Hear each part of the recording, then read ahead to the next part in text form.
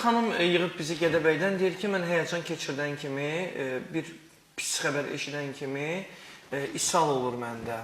Yəni qarnım ağrısı olur da, qarnım sancılanır. Qusmadır. Hə? İshal qusmadır.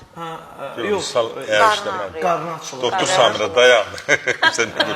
Ayağı işləyir, belə deyək. Doktor, niyə əgər həyəcan keçirdirsə? Samir bəy, bax bu şikayətlə hədsiz böyük bir faiz təşkil edir və gedirlər mədə bağırsağı müalicə edirlər ishala görə, əgər işləməyə görə, ya qəbzdə. Müalicə edirlər, illərlə nəticə ala bilmirlər. Gəlirlər Doktor Seyfəddin klinikasına, mənim yanıma gələn kimi effekt alırlar. Nədir orada fərq? Orada fərq yanaşmadır. Mən o xəstələrə mədə bağırsaq xəstəsi kimi yanaşmıram. Mən o xəstələrə mədə bağırsaqın nevrozu kimi yanaşıram. Əgər ağzına yemək gedib, hələ mədə bağırsağa çatmamış, əgər işləyirsə, bunun problem əsəbindədir, beynindədir. Sən onun əsəbini müalicə eləyən kimi ishal düzəlir Samir bəy. Sağlığın yanaşma, yəni belə olmalı. Sən onun əsəblərini sağaltmalısan. Yenə deyirəm, ağza aldığı bir...